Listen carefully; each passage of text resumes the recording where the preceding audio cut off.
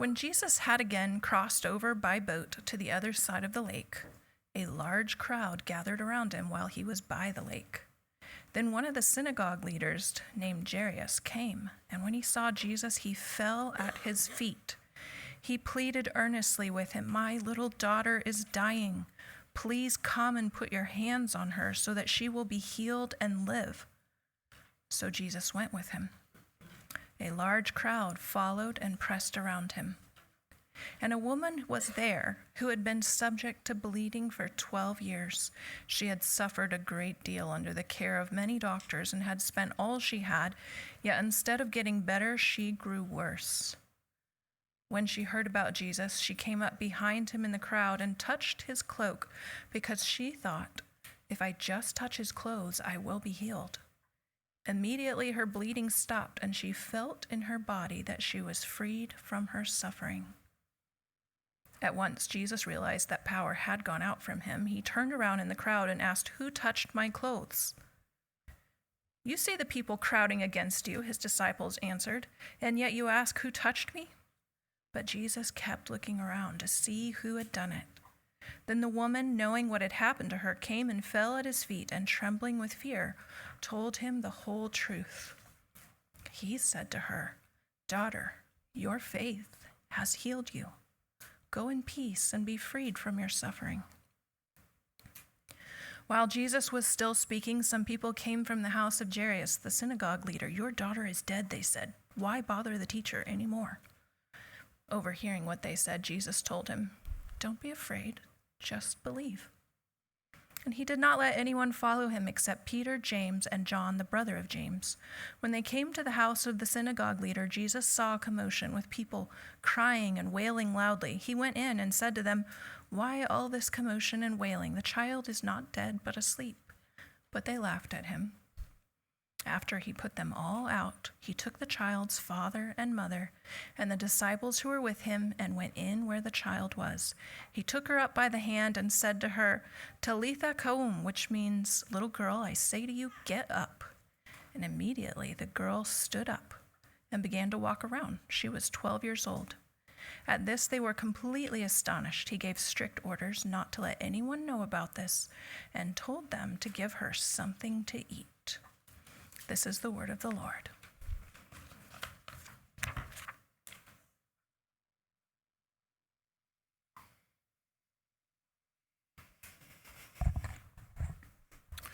Pray with me, if you would, for a moment.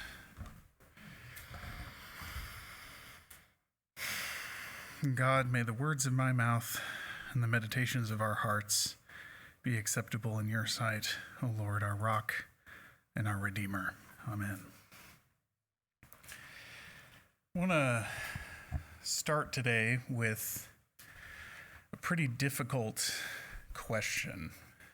One that was kind of brought up to me by this passage. And I'm just going to kind of pose it and then return to it a little bit later. But I think it's something that we kind of have to struggle with as modern Christians.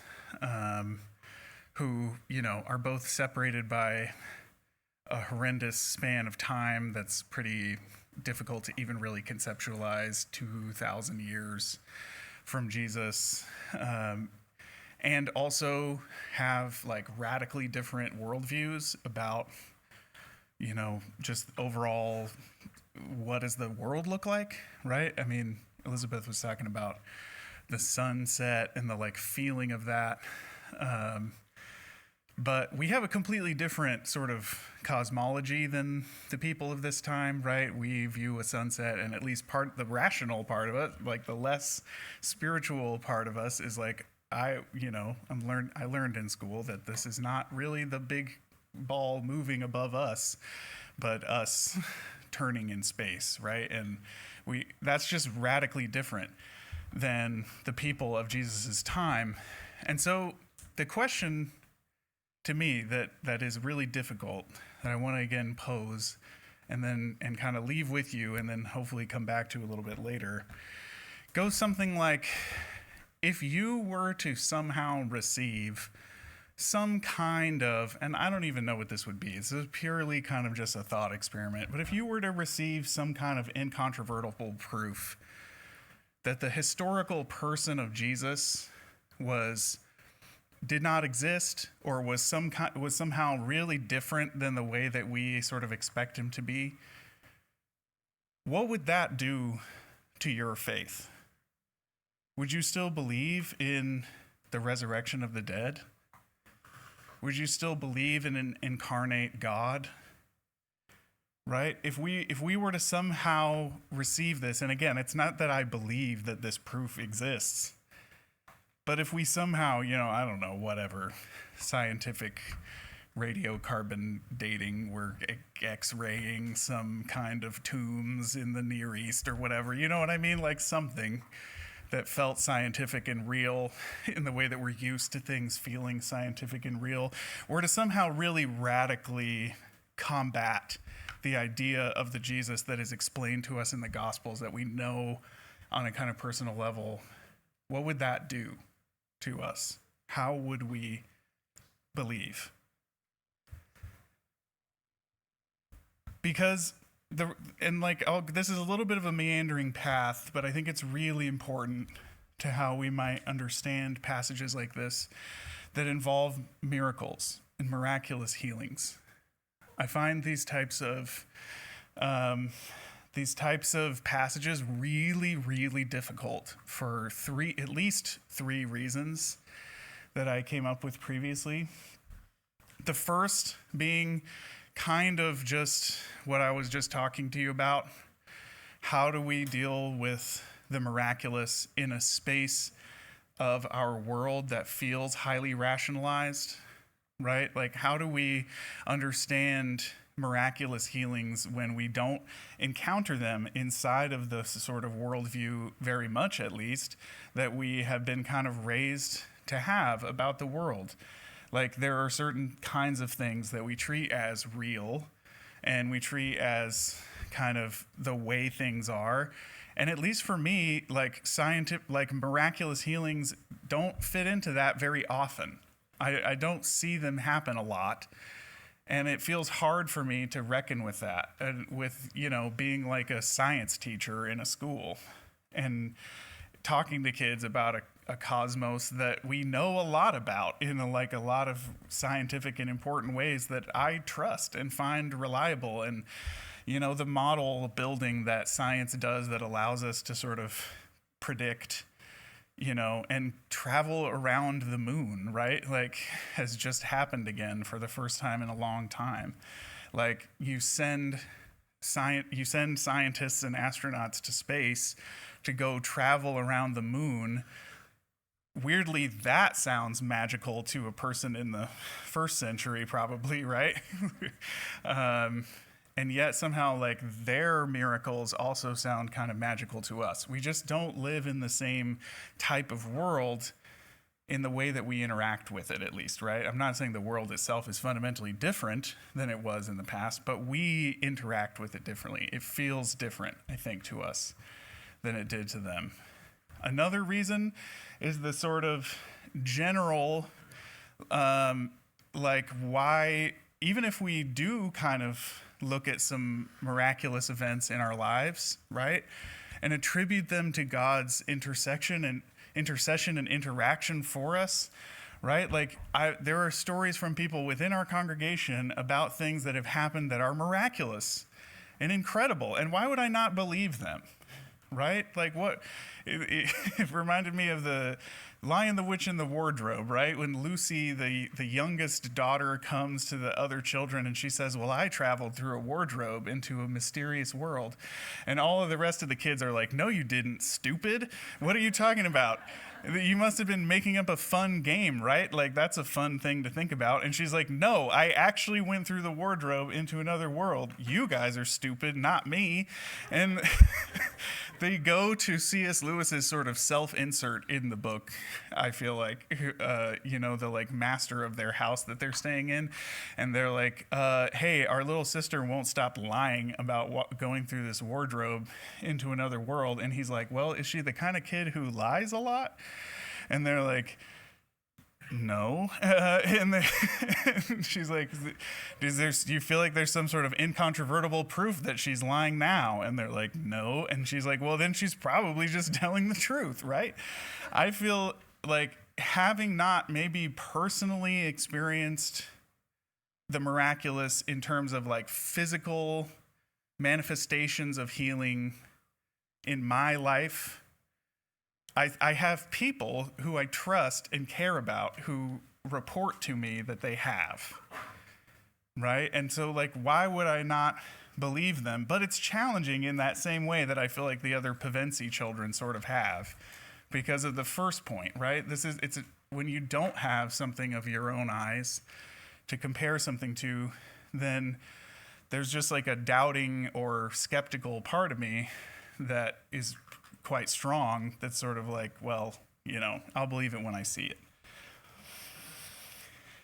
The third, though, and the like most, I think, real and difficult problem with reading a passage like this and thinking about the miraculous healings of Jesus is how come I didn't get mine feeling, right? My mom just died, right, 2 weeks ago, after suffering horrendous suffering. I can't read a passage about a woman who has suffered for many years, who is healed by her own faith in Jesus. What he says to her, right? Your faith has healed you. So it's like, what? My mom didn't have enough faith? I don't believe that. Right? Just to be clear, that's not my answer. But it feels like I have to ask that question when I read a passage like this. Or even like the girl who is healed from her sickness, right? What about the other dying children in the world? Why did they just not have people advocating for them well enough? Why are some people healed and other people not healed? This is by far the biggest problem with healing questions for me, right? Throw out any of the worldview stuff and the science of it all, the emotional question and the emotional pain of saying, why? Why would some people be healed and others not be healed? There are, I think, a lot of people in the world who move away from faith in God because of suffering, right? The thought being that God is kind of choosy or vindictive. How could there be a good God with children who die? I think this is perhaps like the biggest stumbling block for people in understanding God. I think if you asked atheists, why don't you believe in God? Or what evidence do you have against a good, loving God and creator? They would say this first, many of them. How could there be a good God and yet there be suffering in the world?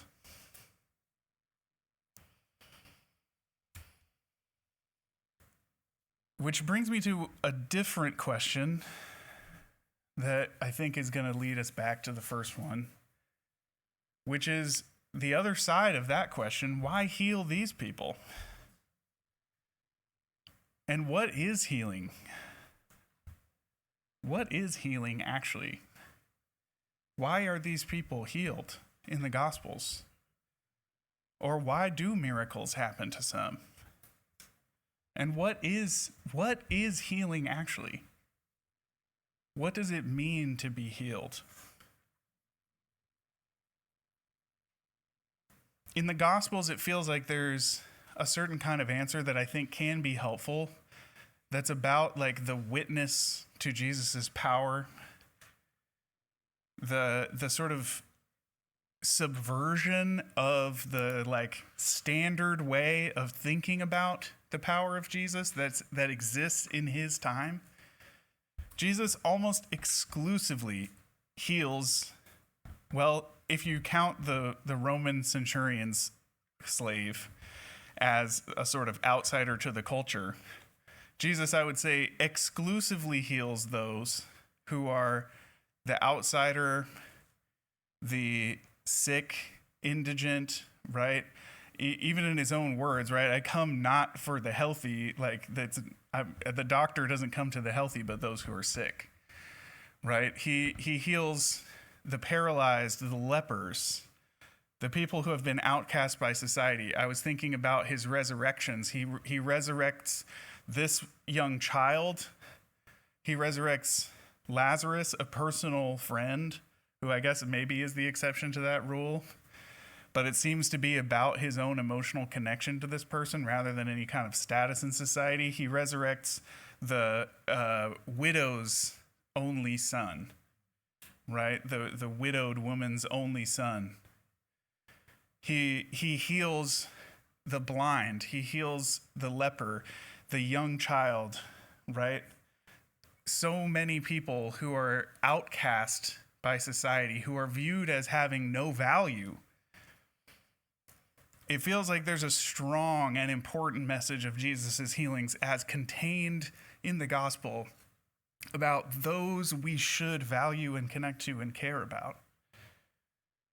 Right? He comes to the children, the outcast, the leper, the outsider, and heals them. It's not that Jesus doesn't care about the Pharisees, and it is the synagogue leader's daughter, right? It's not that Jesus doesn't care about the people who have already power in society, but it seems important to me that the records of his healings are of those who are downcast, outcast.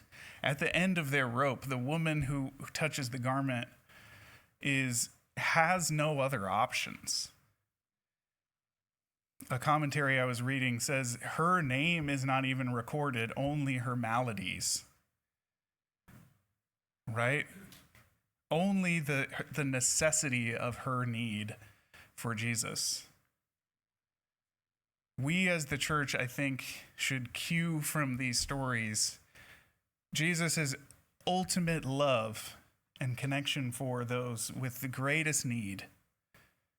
Right? We should work to go and find those at the fringes who require healing and mercy, and to be with them as Jesus is, there with a hope of an expectation of a world that seems impossible to them. That's kind of my second answer to the question, is that I think Jesus' pattern of healing reveals to us something fundamental about the creative imagination of God. That God is not limited by any rule of what is possible or impossible. That God will resurrect and transform situations that seem unwinnable, unredeemable. That the stories here in the gospel of Jesus' ministries are one of Jesus imagining the possibility of a world that is not imaginable by the people around. I love that they record that the people all laugh at him, right? He's imagining something insane. He's like, this girl's not dead, she's just asleep. That's such an insane thing to say to someone who's just lost a child, right? Insane. It's an insane thing to say. The people surrounding him laugh, I imagine, in this horrible desperation of grief, right? An assembled throng of grieving people for this most horrible event.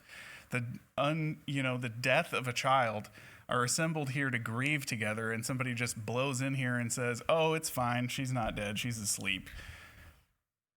Crazy stuff from Jesus. I feel like used to reading this story, but it's like bordering on just like throw this guy out, right? You do kind of get it sometimes when they're like, we should stone him. Like because like this is the kind of guy we're talking about. Nobody gets it.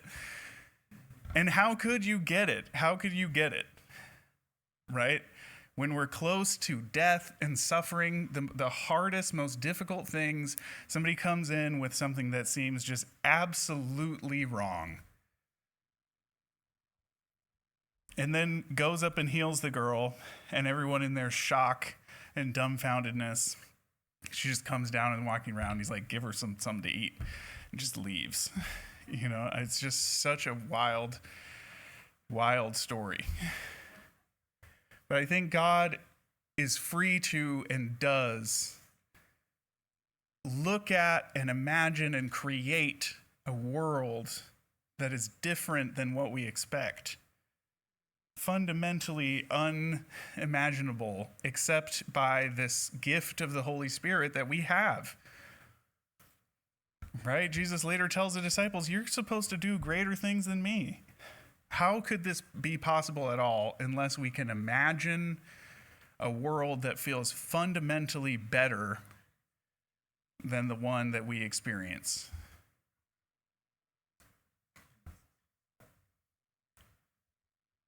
How can we participate with Jesus unless we're willing to imagine and hold on to our imagination of a world that is fundamentally better than the one that we know?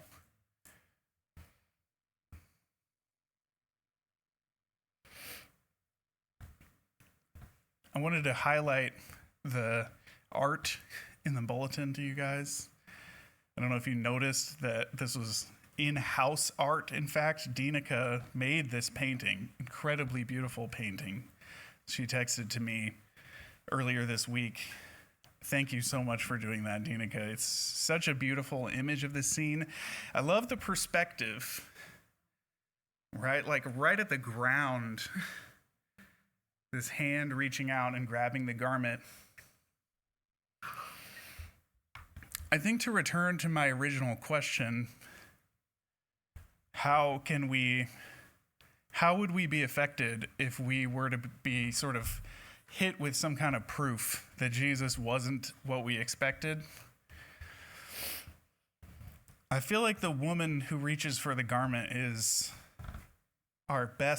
one of our best patterns in Scripture for how we might be responding to that question. This is a woman who, right, has never read anything,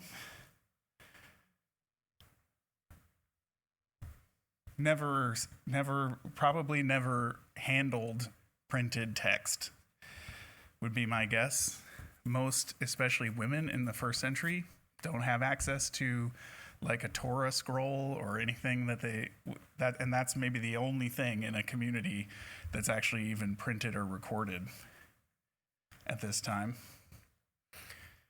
There's no mechanism for receiving news or like important events beyond just the word of mouth of somebody told somebody, told somebody, told somebody, told me. Right? Having exhausted the established order of her time towards looking for healing, she chooses to believe in this man so fiercely that she has to throw elbows this sick, bleeding woman through a dense crowd to go and just try to grasp out at him, having heard from somebody that maybe there was someone who had this power to heal her.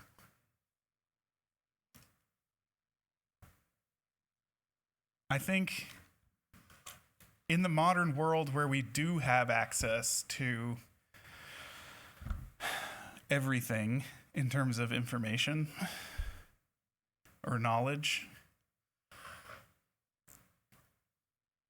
I think we could pattern our faith in Jesus about this woman who has no information, has no way to create a belief based on fact right? And yet still chooses to imagine a world in which the manifestation of her long-held belief in a God who heals and cares about her people is with her, such that she might be able to go and even just reach out and grasp, maybe crawling on the ground, this little corner of his garment and be healed.